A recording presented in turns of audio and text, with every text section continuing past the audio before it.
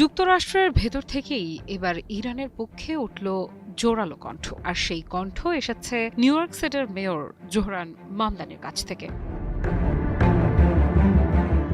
চলমান ইরান যুদ্ধ নিয়ে এবার বিস্ফোরক মন্তব্য করেছেন তিনি, যা ইতোমধ্যেই যুক্তরাষ্ট্রের রাজনৈতিক অঙ্গনে নতুন বিতর্ক তৈরি করেছে। কারণ তিনি শুধু যুদ্ধের সমালোচনাই করেননি, সরাসরি প্রশ্ন তুলেছেন এই যুদ্ধের বৈধতা, উদ্দেশ্য এবং এর প্রকৃত মূল্য কে দিচ্ছে তা নিয়েও।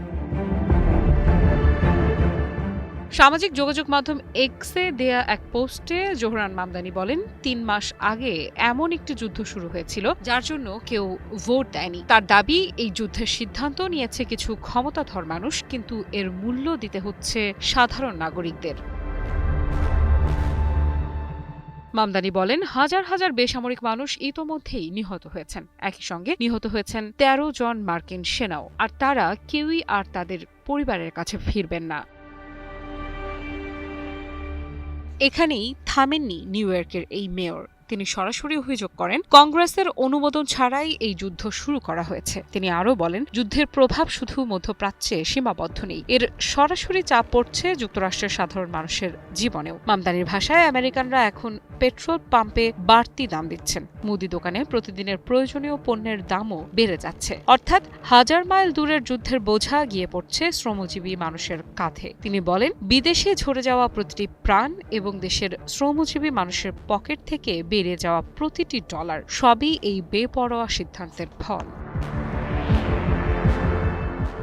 সবচেয়ে কড়া মন্তব্যটি তিনি করেন শেষ দিকে। মামদানি বলেন, যারা এই যুদ্ধের সিদ্ধান্ত নিয়েছে তারা কখনো এর মূল্য দেবে না, বরং সেই চাপ বহন করতে হচ্ছে এমন মানুষদের যাদের সেই ধাক্কা সামলানোর সামর্থ্য সবচেয়ে কম।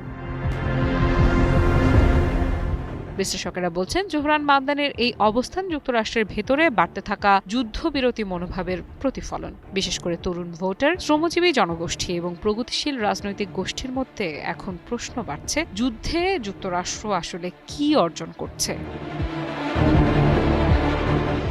আরেকটি গুরুত্বপূর্ণ বিষয় হলো, মামদানি প্রথম দিন থেকেই এই যুদ্ধের বিরোধিতা করেছেন বলে দাবি করছেন। তার ভাষায়, আমি তখনও এর বিরোধিতা করেছি, এখনো করি, এই যুদ্ধ বন্ধ করতেই হবে। এই বক্তব্যের পর সামাজিক যোগাযোগ মাধ্যমে ব্যাপক প্রতিক্রিয়া দেখা গেছে।